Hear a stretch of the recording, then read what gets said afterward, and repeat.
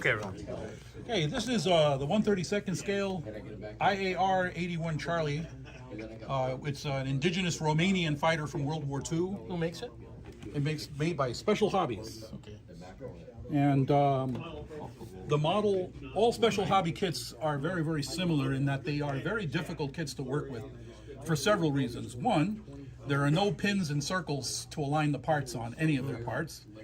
Second, the only way you'll know what part goes where is the numbers here, because there are no numbers on the sprues. Oh my God. So also, they're sold in the United States through the squadron because they can add resin parts and some detail parts, photo etch and things like that to them.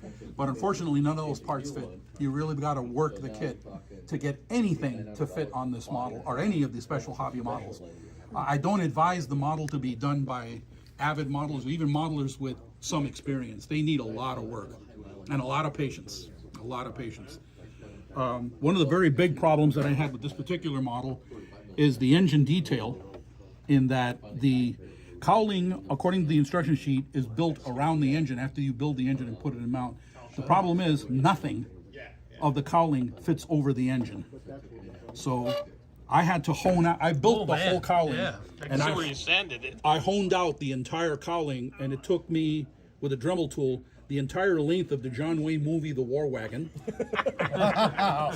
It took that long. I mean, if you feel the weight of this, I mean, there's no weight to it at all. Look how thin it is. That's how I had to get it down so it can slide over the engine.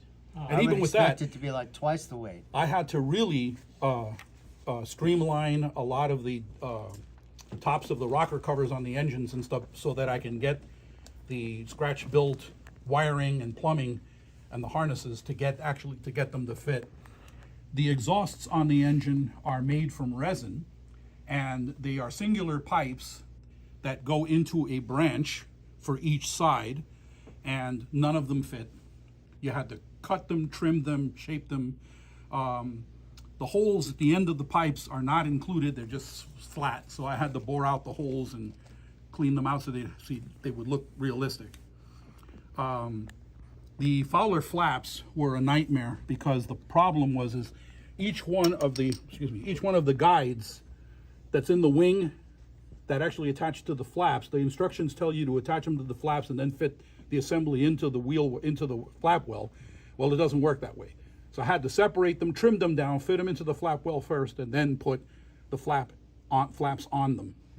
Same thing with the wheel wells. The landing gear has some resin parts to them that don't fit, and the sway actuators, the anti-drag sway brace actuators, don't fit. I had to cut them completely, and then take like a 32nd of an inch off each extension to get them to come in right so that the landing gear will sit the way it's supposed to sit.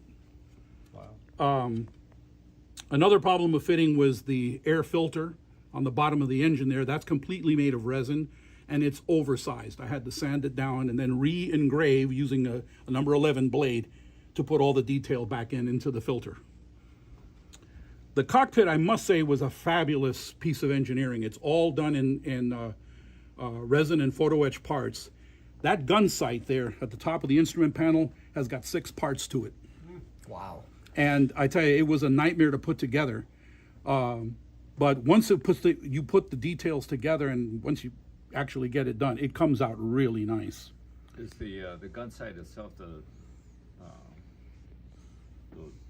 normal part to it? I mean, you didn't put a Aftermarket? Yeah. Yeah. Oh no, it's part of the kit. Wow. Yeah. There is no aftermarket on this kit at all. It comes very early, very detailed, very well equipped. Even the seat belts are actually part of the photo etch set that comes with the kit. For detail and for the subject, because nobody else makes one in this scale, Special Hobby Kits does some pretty good, nice subjects. The problem is in the building. They just don't go together well. You really have to work on them, and it just takes a lot of patience. The paintwork, like I always have said, I've done using my sponge technique. It's not airbrushed. The decals are cartograph decals, so you know about how great they are. They're just fabulous decals. Overall, it took quite a bit to put this model together, and considering I'm actually seeing only out of one eye, I had to use my visor the whole time, my magnifier, to see. And when you close one eye to get clarity, your depth perception is shot. So I'm really amazed it came out this well. How long did it take you to bake it? Like I said, I knocked it out in a couple of weeks, working a couple hours a day on it. It doesn't have a lot of parts. There's maybe about 80 parts to the whole kit. Great, yeah. The cockpit alone has got about 30 parts to it. I mean, there's a lot in that cockpit. But overall, it's a very, very good model as far as the subject is concerned and the detail is concerned. So it actually saw action, right? Yes, these were used quite a bit during World War II against 15th Air Force bombers.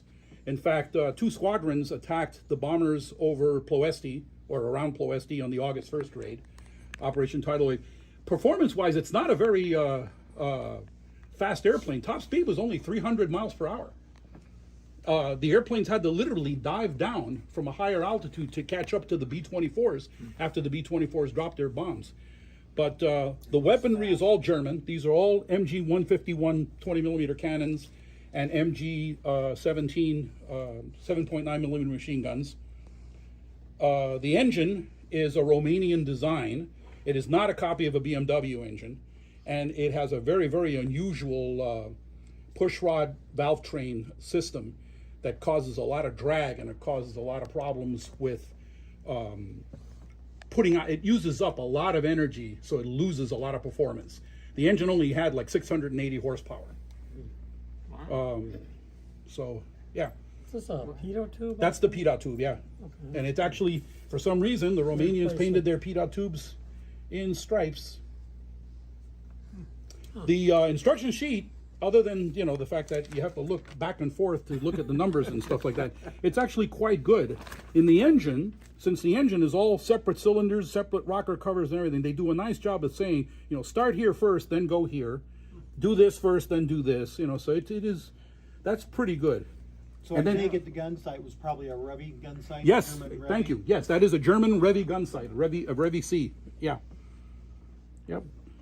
And then, of course, also in each page, they give you these, what they call plan views of the completed product in 2 different angles. So if you know, which really helped me when I was trying to install these exhaust pipes, because for some reason they were just not right. And after cutting them to get them to fit and everything, they resemble what they show here in the drawing. So that's all I got, unless anybody's got any questions. So did it engage U.S. fighters at all? Yes, there was one particular battle in 1944 against P-38 Lightnings that went after Ploesti. One group, the 14th group, no, not the 14th. The first fighter group went in with 2 squadrons of P-38s laden with bombs, and the 82nd fighter group flew top cover with their P-38s. And on that mission, both those groups together lost 16 P-38s to IAR 18s and 109Gs. I bet those guys thought they were engaging 190. Yes, and there's a lot of written in the Ploesti books about how they all called. In fact, the pilots that actually is one pilot who shot down 3 of these in a P-38, and he claimed them as Focke 190s. Yeah, Wow. because there is a similarity to the Yeah, in to, the air, to the in airplane. combat, yeah. They never heard of, you know, an IAR aircraft. The last thing I wanted to say about this is that I came up with a new technique for doing antenna wires. I read an article, I read a review that was done in the one of the British magazines. He basically the article was about sprue, pieces of sprue. He says that if you have sprue collecting, you know, in your drawers and stuff like that, and it's more than 2 years old, throw it away, because sprue gets brittle with age. And if you can bend it and it goes more than 30 degrees, and then or before going to 30 degrees it breaks, it's no good for making antenna wires. This guy swears on using nothing but sprue for antenna wires. I just heard about this guy. And he loves the Japanese kits, because the Japanese kit sprues are very soft and they last a long time, and you can literally stretch them over flame and get a 6-foot piece of wire out of one. And so I used his technique on doing the wire, and then I came up with the idea of using super glue for the anti-static probes that are on antenna wires, you know, little balls or the triangles. Yeah. Using super glue, the slow super glue, pink cap, Bob's Industries glue, which is the stuff that dries in about 30 seconds. Right. You run a bead on top of the wire, a straight bead, and it stays straight. and then it literally starts to separate into little globs. If you look very, very closely on this wire, you'll see what I'm talking about. How do you Yeah. know where it's gonna actually form those globs though? You know, because you don't. Well, put it where in- you put the glue Yeah. is where it's going to form. So it's not like, even this is after I had the wire installed. It doesn't run downhill. It literally defies gravity. It just starts to separate into little balls, and you can control the entire application yourself. Just make sure you're using a fairly new tip on the bottle, so that you get a nice light bead. Because if you run a heavier bead, the wire will break. And so to It'll snap. attach them, what glue do you use? What's that?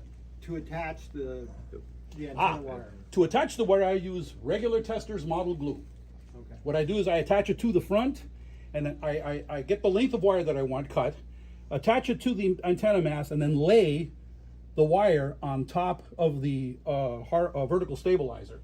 After about 2 hours, I come back and put a dab of glue where I want the rear of the wire to be, and then as it gets soft, you pull on that rear wire, and it snaps right where you want it.